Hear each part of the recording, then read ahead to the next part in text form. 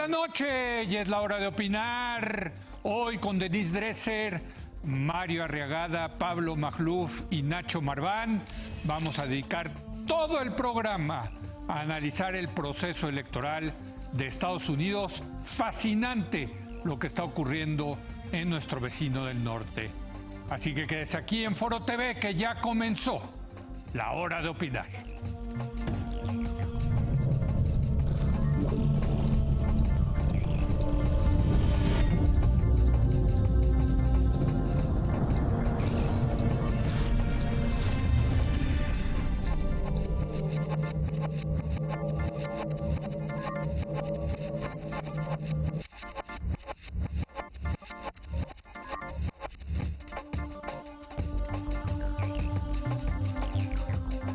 Muy buenas noches. En Estados Unidos continúa el conteo de votos de las elecciones de ayer. Se han dado a conocer los resultados de la mayoría de los estados, pero aún no termina el recuento en otros. Desde esta madrugada, Donald Trump, el presidente, se declaró vencedor y en 2 ocasiones pidió que se detuviera el escrutinio de las boletas, argumentando un fraude. Y adelantó el presidente que acudirá a la Suprema Corte de Justicia de ese país. ¿Cómo van los números? Bueno, el diario The New York Times le da al candidato demócrata Joe Biden 253 votos de los colegios electorales. Acuérdese usted que se necesitan 270. Ese es el número mágico para ganar la presidencia. Mientras que el candidato republicano, el presidente Trump, trae 214. La agencia AP y Fox News ya proyectaron el triunfo de Joe Biden en Arizona y por lo tanto le están dando 264 electores, y mientras que Trump está con 214. Bueno, ¿qué va a suceder? ¿Va a continuar Donald Trump al frente de Estados Unidos o Joe Biden se va a convertir en el presidente número 46 de ese país? ¿Cuáles son todas las implicaciones? ¿Qué es lo que está ocurriendo? Fascinante realmente los resultados de esta elección. Para debatir este tema, saludo a Denise Dresser. Denise, muy buenas noches. Hola, buenas noches, Leo. Pablo Magluf. Pablo, muy buenas noches. Buenas noches, Leo. Buenas noches a todos. Y Mario Arriagada. Mario, muy buenas noches. Buenas noches, Leo. ¿Qué tal a todos? Bueno, estamos intentando conectar a Nacho Marván, profesor investigador del CIDE. En cuanto lo tengamos, aquí le daremos la bienvenida. Denise, creo que tú andas en Washington, ¿verdad? ¿Cómo viste este proceso fascinante? Todo parece indicar, Denise, que Joe Biden va a ser el próximo presidente. Así es, y creo que soy de las que piensa que Biden va a ser el próximo presidente, que conforme vayan fluyendo los votos que todavía faltan por contar en lugares como Arizona, en Nevada, en Georgia, va a consolidar la ventaja que tiene y va a conseguir los 270 votos del colegio electoral que necesita. Quizá incluso consiga más. Y se abre entonces la oportunidad de resarcir mucho del daño que Donald Trump causó. Y creo que va a demostrarse muchas cosas que esta elección reveló. Algunas son muy positivas, por ejemplo, la participación de los jóvenes, el hecho de que las mujeres rechazaron el sexismo de Donald Trump, pero también hubo tendencias muy negativas y creo que esas siguen ahí. La ola azul, la famosa ola azul, no se dio como hubiéramos querido, hubiéramos pensado, y el trumpismo sigue vivo, reflejado en esa población que, a pesar de un hombre que ha violado la ley, ha amenazado las instituciones, ha sido removido, al menos por la Cámara de Representantes, por su relación complicada con Ucrania y con Rusia y demás, es alguien que logró aún así obtener un apoyo si no mayoritario, pues que casi le consigue la reelección. Bueno, casi 70 trumpismo, millones de votos, que no es pecata exactamente. minuta. Entonces, ¿no? a pesar de las nuevas tendencias en la elección estadounidense, creo que los viejos demonios siguen ahí. Las grietas de la democracia estadounidense, sociales y demográficas, se abrieron aún más en esta contienda, y a pesar de que la población se volcó a votar con un porcentaje de participación nunca visto del 67%, se rompió uno de los mitos de que a mayor participación, mayor triunfo del Partido Demócrata. Aquí Trump apeló a su base para que saliera a votar por él, y lo hicieron. Sí. Hubo 100 millones de estadounidenses votaron de manera anticipada por correo de diferentes maneras, y aún así, y a pesar de la mayor afluencia, ¿qué sucedió? Pues que todavía hasta hoy no sabemos exactamente quién va a ser el ganador, a pesar de las tendencias que se perfilan favorablemente para Biden. Pero no hubo un voto de repudio claro, no predominó el voto latino contra el presidente. El voto latino se dividió, como sabemos. Los cubanoamericanos apoyaron a Trump en Florida, pero no lo apoyaron en Arizona, en Nevada. La base de Trump le respondió, y esa base va a seguir ahí, y eso es lo preocupante. A pesar de ser un mentiroso crónico, un depredador sexual, un evasor de impuestos, un supremacista blanco cuyas posturas debieron haber alienado a grandes segmentos de la población, no lo hicieron. Esas posturas resonaron y convencieron y sedujeron. Y a mí me parece que esa es la gran revelación de la elección.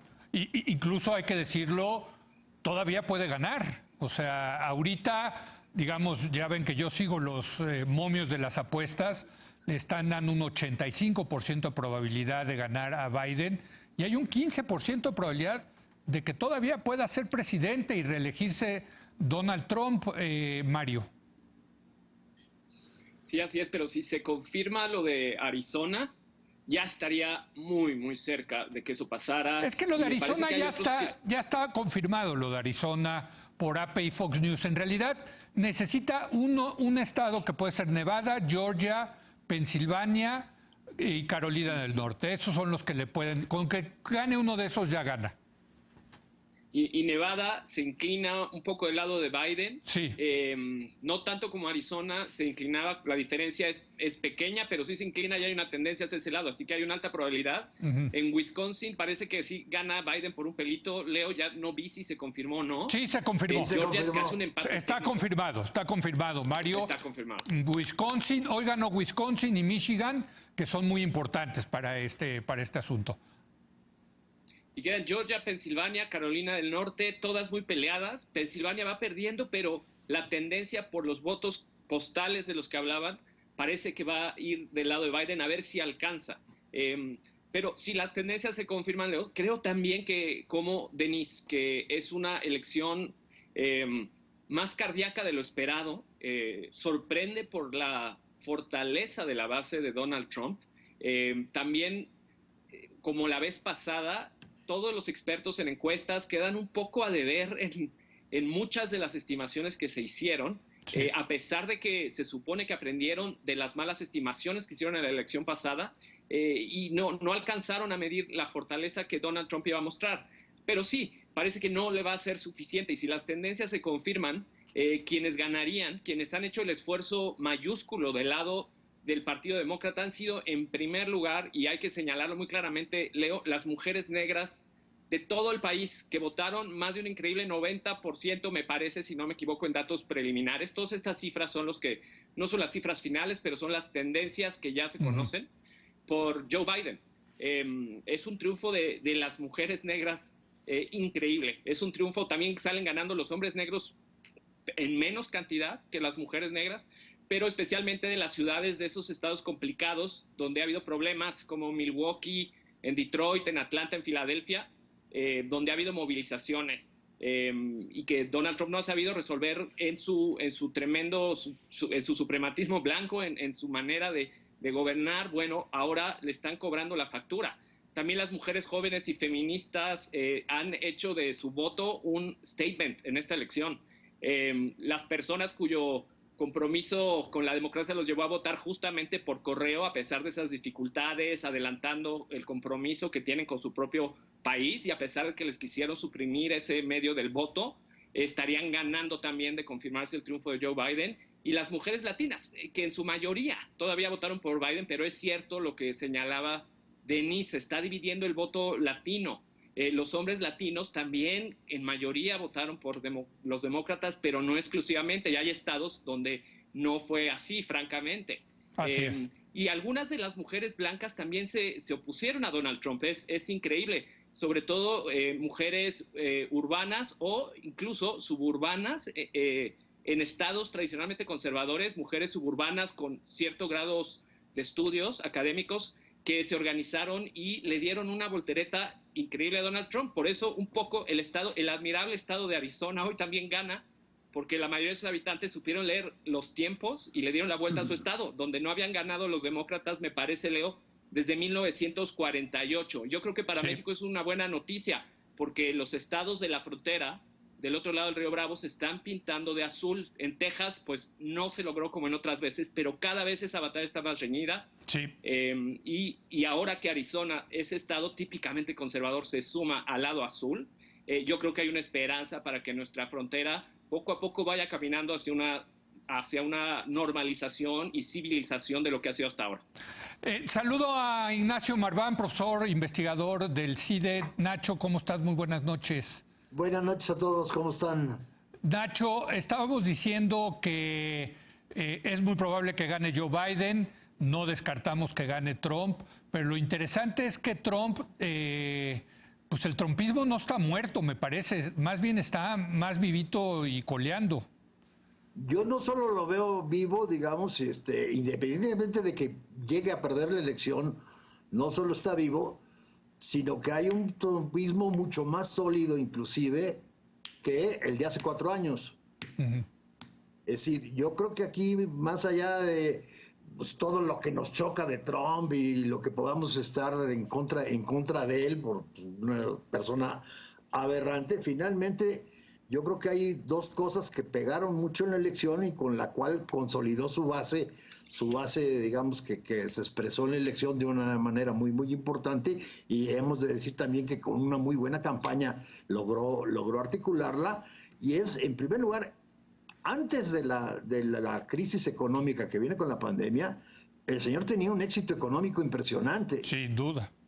Y entonces ahí es donde tiene el apoyo de muchísima gente por la cantidad de empleo que generó en diferentes lados y demás. Y luego, aunque nos choque el discurso a los que somos más o menos liberales de ley y orden, también con eso aglutina muchísima gente. O sea, si llegamos a escuchar en los spots, votar por Trump es votar por la policía. Pues sí hay una posición en contra, pero hay una posición también que ahí se solidificó. Entonces siento un trumpismo, pues ahora sí que menos improvisado y más si no sólido, sí una coalición importante que pierda, que lo más probable es que pierda la elección. No de ninguna manera no está vivo el trumpismo. Sí. ¿Qué va a pasar a futuro? No, bueno, finalmente conservan el Senado los republicanos y ganan posiciones, aunque no tengan mayoría en el Congreso de los Estados Unidos. Sí, así es.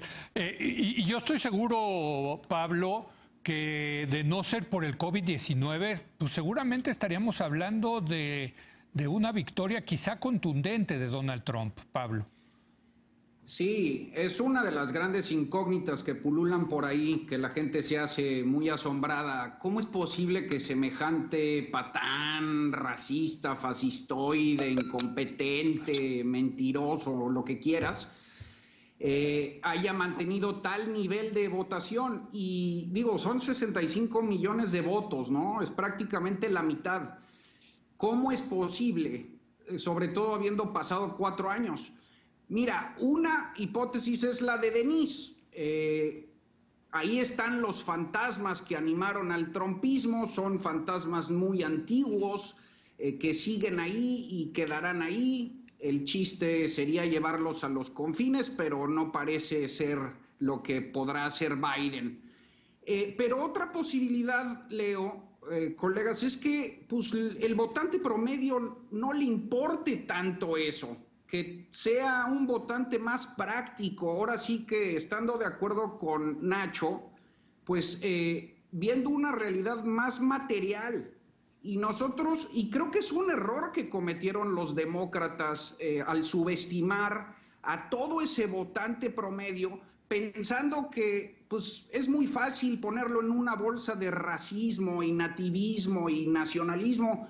No es cierto, sobre todo porque, a diferencia de lo que dijo Mario, yo veo que a Trump le fue muy bien, relativamente, para ser Trump, con las minorías. Le fue bien, mejor que hace 4 años con los afroamericanos, le fue mejor con los latinos, le fue mejor con las mujeres, con los asiáticos. Entonces, 3 suposiciones, además de las que anota Nacho. La primera es, creo, que además de la desastrosa pandemia, el paquete de ayuda no ha sido tan desastroso. O sea, hay millones de gringos recibiendo lana todas las semanas, 500, 600, 700 dólares. Después, la disminución de impuestos, ¿no? Ya sabemos que no fueron progresivos, pero pues a mucha gente y a muchísimos negocios les llegó y les bajaron los impuestos. Tercero, creo que la articulación del discurso de la ley y el orden, donde el progresismo radical de ciertas alas del Partido Demócrata, como de quitarle fondos a la policía, establecer policías comunitarias y barbaridades de esas, pues realmente asustan a gente que no necesariamente es racista, ¿no? Y también podríamos pensar en otras 2 conjeturas, que una es que las minorías tal vez se quieren asimilar, o sea, es decir, que el voto por Trump es una suerte de solicitud de aprobación, ¿no? De integración, una suerte de pedirle a la cultura dominante que los reciba. Y finalmente creo que Trump, mira, ha sido el presidente menos belicista de la historia moderna. O sea, no se metió en ninguna guerra, en ninguna bronca, se quiso salir de Irak y Afganistán, no ha habido ningún atentado, ha sido un presidente bastante pacífico. Entonces, bueno, en lo exterior, porque en lo interior, vaya que ha dividido al pueblo de Estados Unidos, ¿no? Por supuesto. Pero yo estoy contestando tu pregunta, sí. ¿Cómo es posible que, y sobre todo pensar que Trump, desde luego que pudo haber ganado sin la pandemia? Ahora, Denise, lo que está interesante es que, siendo un candidato populista antisistémico, que probablemente ve que va a perder, ya está recurriendo a este discurso de un posible fraude electoral, nos robaron la elección, no fue una elección justa, en fin, eso ya lo sabemos, lo conocemos en México, eso ayuda a consolidar la base electoral. Lo vimos con López Obrador en 2006 y 2012, Denise. Sin duda, y lamentablemente eso va a tener un efecto, y es que una tercera parte de la población en Estados Unidos se va a quedar con la impresión de que la elección fue fraudulenta. Yo no creo que gran parte de los litigios vayan a funcionar. De hecho, no creo que la ruta de cuestionamiento legal vaya a ser una ruta exitosa para Trump. Pero lo que sí va a hacer es dejar ese legado de desconfianza en las instituciones. Y por eso creo que esta elección, con lo positivo que tiene el que probablemente Trump salga del poder, sí refleja un proceso de erosión de la confianza estadounidense en los procesos democráticos. Aquí la coalición de la restauración que Trump logró construir sigue viva y a pesar de que Pablo minimiza el argumento racista, a mí me parece que es una coalición construida sobre el miedo a la inmigración, la pérdida de empleos locales ante la globalización, la pérdida de valores tradicionales. El discurso de Trump permeó mucho el discurso de Biden a punto de inaugurar el socialismo, el discurso de cómo iba a retirarle las armas y poner en jaque la segunda enmienda. Quienes estuvimos aquí esta semana, y yo tuve la oportunidad de hacer entrevistas en Pensilvania, lo constatamos. Quienes votaron por reelegir al presidente tienen pulsiones aislacionistas, proteccionistas, racistas, que no han sido erradicadas. Bueno, vieja historia en Estados Unidos, Denise, ¿no? O sea, no son nuevas, son muy viejas, como tú dices. No. Pero lo novedoso y lo para mí aterrador es algo que subraya George Packer en su artículo en The Atlantic publicado hoy. Es descubrir que Trump no fue una aberración, Trump no fue un accidente, o sea, es causa y consecuencia de un país muy polarizado y polarizado en muchos sentidos, no solo racialmente, también en términos de demografía, actitudes hacia las mujeres, actitudes hacia las armas, posicionamientos en torno a la policía, etcétera. Y vimos una elección en la que millones de estadounidenses todavía apoyan lo que Trump tuitea, lo que proclama, lo que encabeza, y entender eso es entender que la democracia liberal en Estados Unidos, como en otras latitudes, se encuentra bajo acecho. Nuestra generación que aplaudió la caída del muro de Berlín, la victoria de Barack Obama, creo que tenemos que confrontar esa realidad en Estados Unidos y en muchos otros países. Sí. No presenciamos el triunfo de la democracia a pesar de la posible victoria de Biden, sino la resiliencia de populistas que no creen en ella.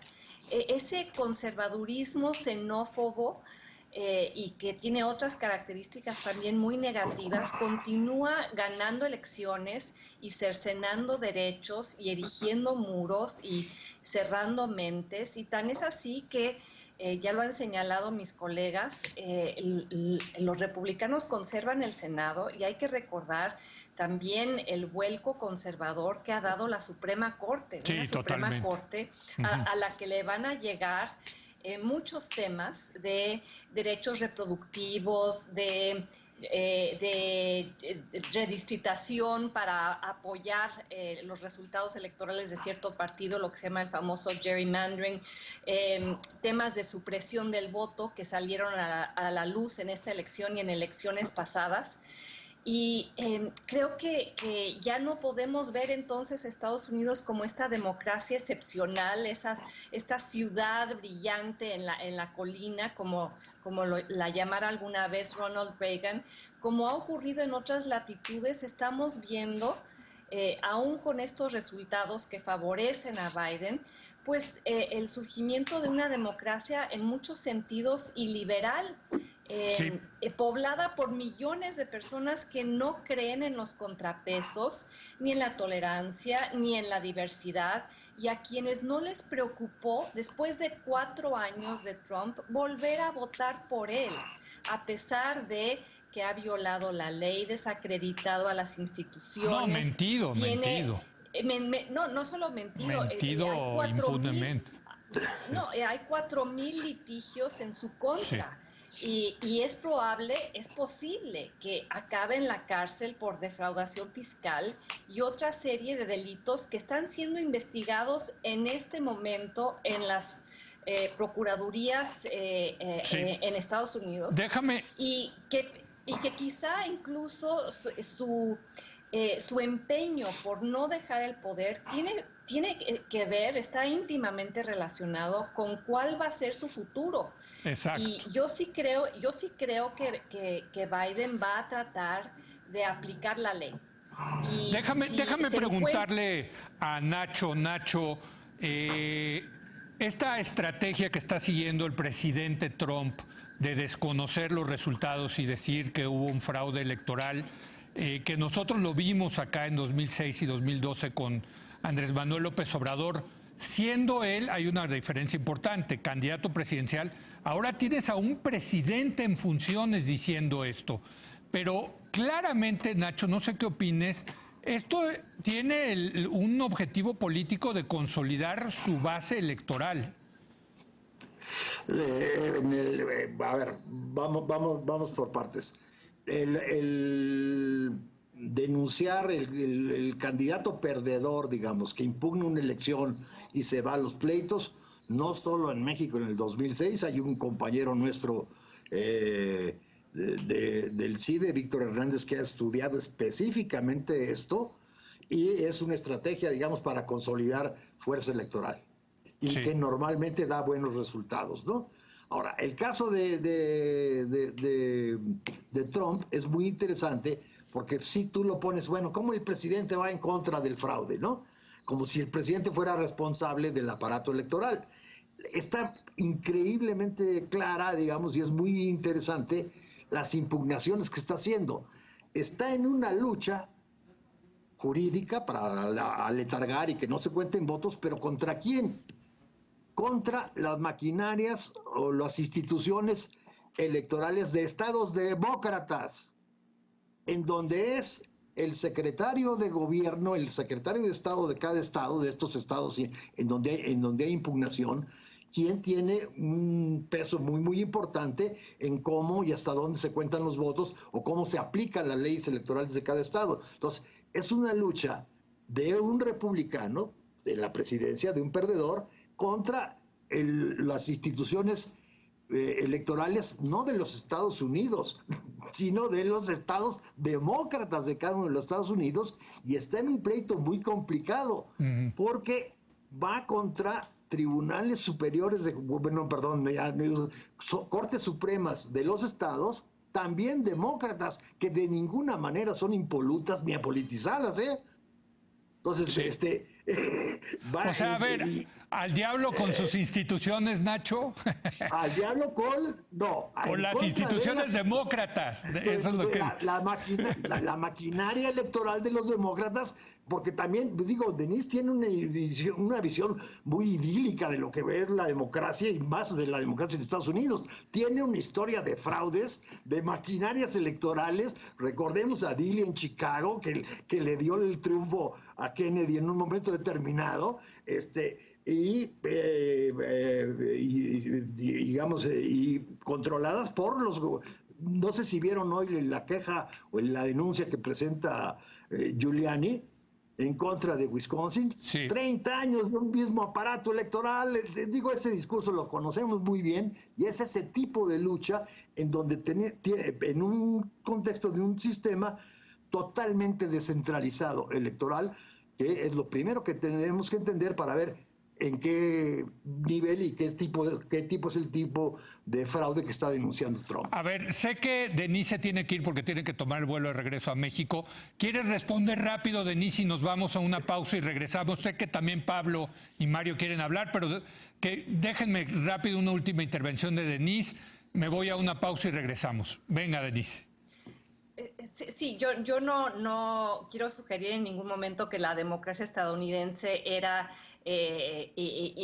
impoluta o perfecta, pero lo curioso es que siempre se le vio como un país excepcional. No entraba dentro de la categoría de las comparaciones internacionales.